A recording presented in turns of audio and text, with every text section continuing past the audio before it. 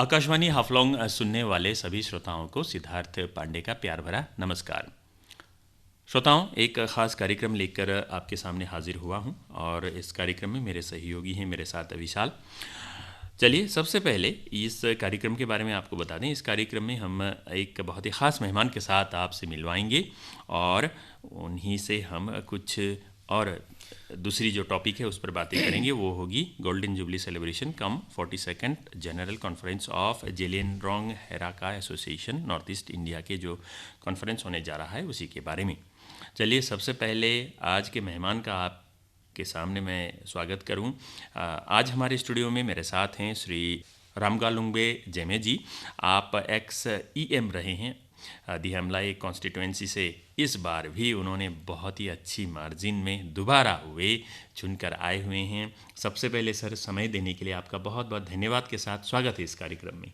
धन्यवाद जी सर, दूसरी बार आप दिहमलाई कॉन्स्टिट्यूएंसी से एनसीएल ऑटोनॉमस काउंसिल में चुनकर आए हुए हैं, उसके लिए भी बहुत सारी शुभकामनाएं हमारी ओर से। Thank you. जी सर, हम यही पूछना चाहेंगे कि बहुत कम देखा जाता है कि दिहमलाई कॉन्स्टिट्यूएंसी से कोई एमएससी दोबारा चुनकर आया हुआ है। इस बार वो आपने एक इतिहास रचा है। इसके पीछे राज क्या है सर? देखिए, राज तो ऐसा है जो अभी बीजेपी सरकार चल रहा है तो उन्होंने बहुत सारा स्कीम या अच्छा काम किया है। तो उसमें मैं भी रहा हूँ जी। और जो स्कीम दिया है या पैसा वगैरह कॉन्स्टिट्यूंसी के लिए दिया है जी, वो मैं सही तरीके से इम्प्लीमेंट करने की कोशिश किया है। इसलिए पब्लिक ने हम लोग को विश्वास किया और हम लोग को फिर दोबारा जिताया है। जी। इलेक्शन से पहले से ही क्या आप के मन में एक कॉन्फिडेंस लेवल अच्छा था कि नहीं, जो काम मैंने किया है ज़रूर इस बार लोग यहाँ के वोटर्स मुझे फिर से जिताएंगे? हाँ, मेरा तो पूरा कॉन्फिडेंस रहा। तो लोगों का कहना है इस बार जिसे भी दोबारा जिताएगा आपको, जी, ऐसा ही रहा। जो क्रेडिट तो जाता है बीजेपी के लिए, बीजेपी ने काम किया है, लेकिन सिर्फ एक तो जाहिर रह गया। मैं इस बीच में जो काम करा है उनको लिए जैसे कि जो सही तरीके से इम्प्लीमेंट करा है उनके लिए तो पब्लिक पूरा विश्वास है। और बहुत लोग बोल रहा था कि दोबारा नहीं जीता दिहमलाई में, हम बोला इस बार जीत के दिखाऊंगा। तो हम लोग जीता भी है। और यदि इस बार हम लोग को टिकट मिलता रहा तो अच्छा से और भी अच्छा मार्जिन होता रहा। फिर भी क्या बोले, किस असुविधा की वजह से हम लोग टिकट नहीं मिला, इसलिए मार्जिन अच्छा हुआ है, दोबारा जीता है और मार्जिन भी अच्छा मिला। फर्स्ट टाइम इतना वोट मिला है हम लोग को दिहमलाई में, फर्स्ट टाइम नहीं है हम लोग। जी। और साथ ही आपसे पूछना चाहूँगा कि दिहमलाई कॉन्स्टिट्यूएंसी प्राकृतिक रूप से बहुत ही सुंदर है। वहाँ तक आपके कार्यकाल से पहले वो उतना फोकस में नहीं आया था। आप जब वहाँ से चुनकर आए पिछली बार और आप ईएम पद पर रहे, तो सबसे पहले रास्ता जो इंफ्रास्ट्रक्चर बेसिक उसको आपने डेवलप्ड किया और तभी सभी लोगों का वहाँ जाना संभव हुआ। इस पर क्या आप कहना चाहेंगे? हाँ, सबसे पहले तो किसी भी देश का या किसी भी नगर का जी, डेवलप होने के लिए सड़कों का निर्माण का सर्वप्रथम जरूरी है। जी। तो इस चीज़ को दिहमलाई में बहुत इंटीरियर जगह रहा दिहमलाई, तो फिर भी इस बार में कम से कम 50 किलोमीटर से ब्लैक टॉपिंग हुआ है हम लोग का कार्यकाल का में। जी। और नया रास्ता भी बहुत सारा 60 किलोमीटर से बनाया है। तो बहुत सारा अभी दिकीचांग बोलो, गेस्ट हाउस बोलो, इसे बनाया है। जी। और दिहमलाई तो आगे से सुंदर ही था ही है, लेकिन किसी को पता नहीं चला कि और जाता नहीं है। तो इस बार रास्ता बनाया है, इस सब से बहुत अभी लोगों को आना जाना हुआ। इसलिए हम लोग का जो दिहमलाई का सुंदरता को दुनिया के सामने में रखने का मौका मिला है। जी। अभी सोशल मीडिया का ज़माना है सर। आजकल हर कोई दिहमलाई उस एरिया में जाते हैं और ख़ासकर इंदुंग लोग जो नेचुरली इतना खूबसूरत है उसको सब एंजॉय करना चाह रहे हैं। सभी लोग अभी जा रहे हैं। आपके दौरान ही वो काम शुरू हुआ और अभी वहाँ लोग जाके उसको एक्सप्लोर कर रहे हैं। ये देख के आपका मन में कितना सेटिस्फेक्शन आता है सर? देखिए, बहुत खुशी हुआ है इस बार क्योंकि हम लोग का जो मैं जब ईएम रहा उस टाइम में हम लोग का हरन सिंह बेजी हम लोग का एमपी ऑनरेबल एमपी भी गया है, वो में हमने किया। और हम लोग का फिलहाल 4 तारीख को, नवंबर 4 तारीख को सीएम सर भी गया रहा। जी। तो देख के बहुत अच्छा लगा बोला। और अभी बहुत लोग जाता भी है, दिन में कम से कम 20-30 जन तो जाता ही जाता है। और ये जो वहाँ में देखना चाहता है अभी कम नहीं हुआ, मतलब दिन भर दिन बढ़ते जा रहा है। तो हम लोग का जो अभी इस बार इलेक्शन का मैनिफेस्टो में इन लोगों को डेवलप करने के लिए बहुत सारा हम लोग का सीएम सर ने अनाउंस किया है। वो में हैंग ब्रिज बनाना है और रास्ता को ब्लैक टॉपिंग बनाने के लिए भी, और वहाँ में जो फेस्टिवल मनाने का बात रखा है, जी और वहाँ में गेस्ट हाउस वगैरह बने रखा है। जी तो बहुत जल्दी ये काम हो जाएगा लगता है, हम लोग का जो डेवलप गवर्नमेंट जो बोला है वो करता है, तो ये बहुत जल्दी काम हो जाएगा ऐसा लगता है। जी। आपका क्या मानना है सर कि किसी भी जगह को डेवलप्ड होने में रास्ता, ये सब बाकी सब चीज़ों का डेवलप्ड होना, उससे वहाँ रह रहे लोगों को किस तरीके से सुविधा पहुँचेगा और लाभ मिलेगा? देखिए, सड़कों का निर्माण होने से तो सब कुछ क्यों क्यों नहीं मिला है। जी अभी उनका जो इतना इंटीरियर जगह में है, जी उनका जब सामान बिक्री करने के लिए या हम लोग का बीमार का दिन में आना जाना के लिए, या अपना खाद्यान्न जिनिस ले आना ले जाना, तो सड़कों सर्वप्रथम जरूरी है, नंबर वन में आता है। जी। अभी इस बार आप फिर दोबारा उसी कॉन्स्टिट्यूएंसी से जीत कर आए हुए हैं। आने वाले दिनों में आपके मन में क्या क्या योजनाएं हैं, क्या क्या करने, मेन चीज़ क्या टारगेट है, आप क्या करने जा रहे हैं वहाँ? वो तो हम तो न्यूज़ भी बोला भी है जब हम लोग इलेक्शन जीता तब में। जी तो सबसे पहले सड़कों का निर्माण में हम लोग का बहुत ज़रूरी है, जी क्योंकि सड़कों का निर्माण के बिना हम लोग का यदि कोई मंदिर भी नहीं बना सकता है, क्योंकि सामान ले आना जाना या कोई बीमारी को ले जाना, जी तो टूरिस्ट के लिए भी जो भी रास्ता सर्वप्रथम है, जी रास्ता सबसे पहले ठीक करना चाहिए। जी। उसके लिए बहुत सारी शुभकामनाएं हमारी ओर से सर आपको। अब आपका ध्यान इस तरफ लेने जा रहा हूं, जो golden jubilee celebration cum 42nd general conference of Zeliangrong Heraka association North East India का कल यानी कि 5 तारीख से लेकर 7 फरवरी के बीच लोधीराम हाफलोंग में होने जा रहा है। इस पर प्राथमिक जानकारी आप क्या देना चाहेंगे सर, किस तरीके का ये कॉन्फ्रेंस है? सबसे पहले तो ये कॉन्फ्रेंस के लिए आप सभी को वेलकम है इस कॉन्फ्रेंस में अटेंड होने के लिए।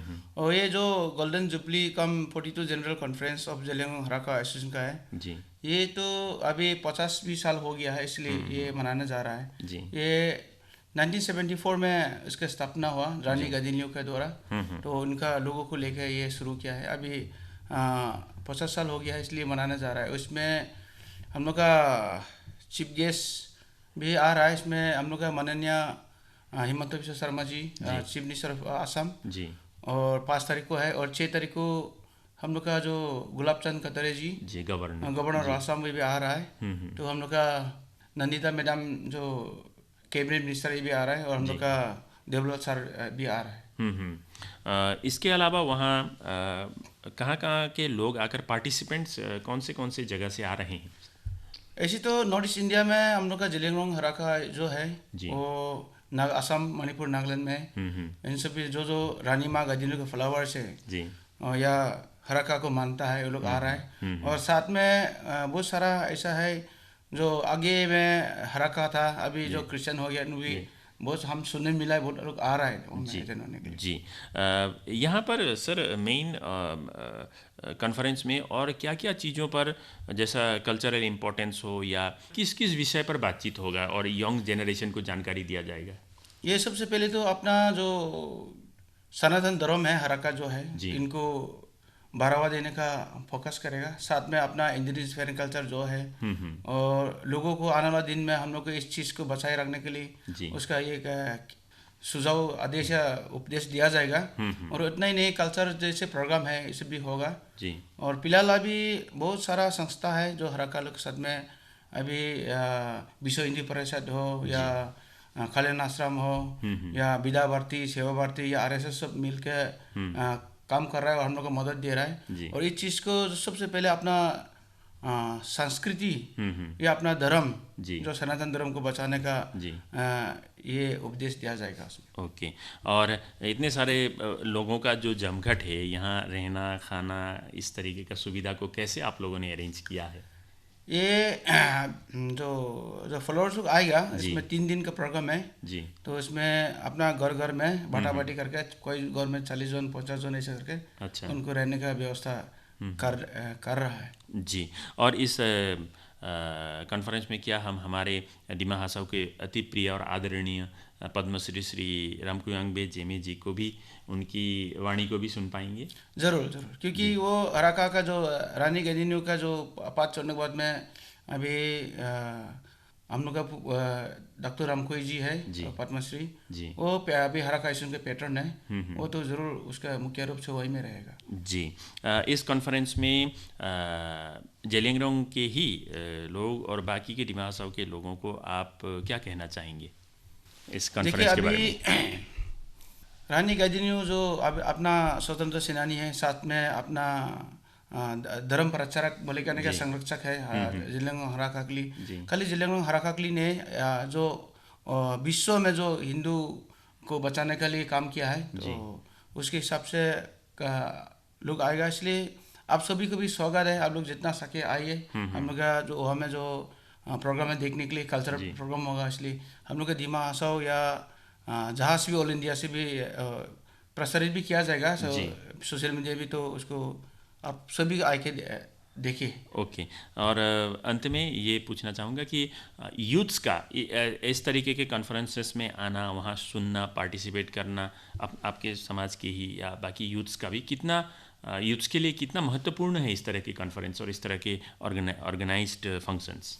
देखिए, हम जो जेलियांगरोंग हराका जो है, ये मैं तो विकसित सोसाइटी समझता हूँ। ये जो कल्चर जो धर्म के तरफ में, दूसरा तरफ में नहीं, तो बहुत विकसित सोसाइटी है ये, बहुत विकसित डेवलप कल्चर है। तो यूथ लोग भी बहुत इंपॉर्टेंट रोल है अभी, जैसे कि Zeliangrong youth and culture youth भी है। और साथ में अभी जो कॉन्फ्रेंस होगा, तो विभिन्न जगह में जिन लोग दिल्ली मुंबई में पढ़ता है, सब लोग आएगा यूथ लोग को। तो कोई लोग तो दूसरा जगह में बैठ के अपना कल्चर भी बोलने वाला भी हो सकता है, इसलिए इसमें बहुत सारा इंपॉर्टेंट है। उतना ही नहीं, जो अपना रका को जो इंडिजिनस को छोड़ के जो धर्मांतरण किया है, वो लोग भी बहुत उत्सुक है देखने के लिए। तो आके बहुत कुछ सीखने मिलेगा और उनके लिए भी बहुत आने वाला पीढ़ी को अपना हराका कल्चर, जो अपना सनातन धर्म को बचाने के लिए यहाँ आके देख के बहुत यूथ लोग लिए बेनिफिट होगा बोल के मैं समझता हूँ। जी, और ऑर्गेनाइजिंग कमेटी, इस कॉन्फ्रेंस के ऑर्गेनाइजिंग कमेटी जो है, वो क्या फुल फ्लैज तैयारियाँ उनकी ओर से सब कुछ ओके हो चुका है सर? हाँ, अभी जेलियांगरोंग हराका स्टेशन का जो नॉर्थ ईस्ट इंडिया का जो प्रेसिडेंट है, वो हैंगाओ काम्बे कोम है, और हम लोग का जनरल सेक्रेटरी है अभी मोंगटिंग जे में। जी, तो इन लोग का द्वारा बहुत सारा अभी तैयारी चल रहा है, तैयारी भी बहुत सारा हो गया है, और बहुत सारा लोग आने का आस में आसरा है। अभी आदमी लोग आने का शुरू कर दिया है, तो पूरा बिन बिरंगी मतलब कलरफुल होगा प्रोग्राम।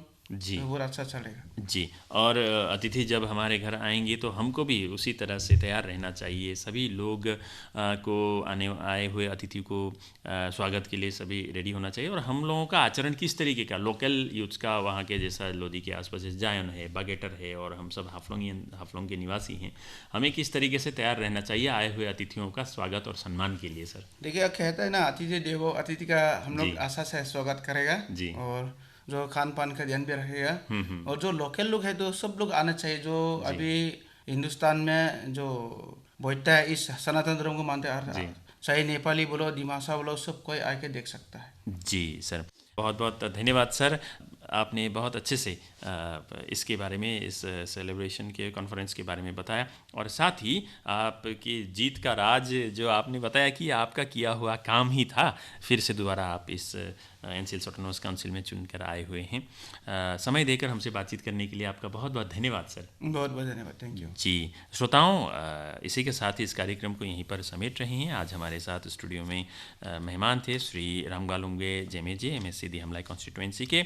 उन्होंने अपनी जीत का राज और साथ ही golden jubilee celebration 42nd general conference of Zeliangrong Heraka association के बारे में भी जानकारियाँ बांटी। इसी के साथ ही मुझे इजाज़त दीजिए। आप सभी का बहुत बहुत धन्यवाद। नमस्कार।